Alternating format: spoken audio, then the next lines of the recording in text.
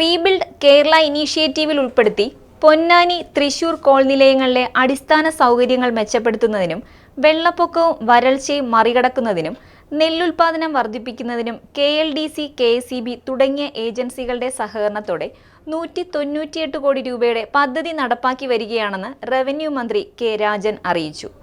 കോൾപ്പടവ് കർഷകരുടെ വാർഷിക പൊതുയോഗം തൃശൂർ ടൗൺ ഹാളിൽ ഉദ്ഘാടനം ചെയ്യുകയായിരുന്നു മന്ത്രി. മൂന്നാം തോതിനു വേണ്ടി ആലപ്പുഴ ജില്ലയ്ക്ക് അനുവദിച്ചിരുന്ന പണം കൂടി എടുത്തുകൊണ്ട് തൃശ്ശൂരിൽ നമുക്ക് കുമ്മായത്തിന്റെ അളവ് വർദ്ധിപ്പിക്കാൻ കഴിയുകയും ചെയ്ത പ്രശ്നം സൂചിപ്പിക്കുകയാണ്. അപ്പോൾ അതെല്ലാം കൂടി നമ്മൾ ചർച്ച ചെയ്ത് കുറേയേറെ വിജയപ്രദമായി നമുക്ക് മുന്നോട്ട് കൊണ്ടുപോകാൻ കഴിഞ്ഞിട്ടുണ്ട് എന്നാണ് പൊതുവായി എന്റെ വിശ്വാസം.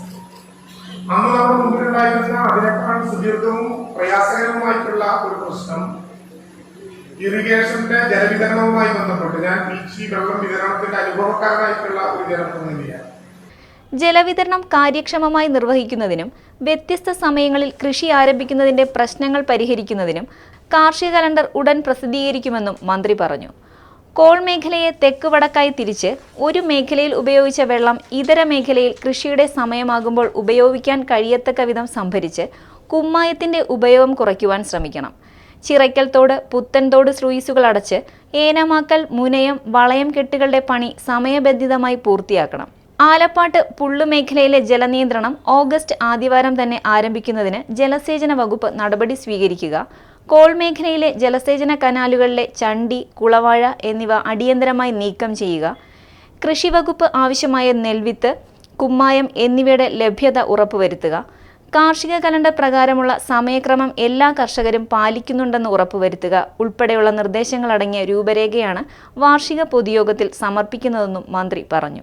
കൃഷിഭൂമി നികത്തിയത് പൂർവ്വസ്ഥിതിയിലാക്കുന്നതിന് ജില്ലാ കളക്ടർമാർക്ക് 2 കോടി രൂപ റിവോൾവിംഗ് ഫണ്ട് അനുവദിക്കും.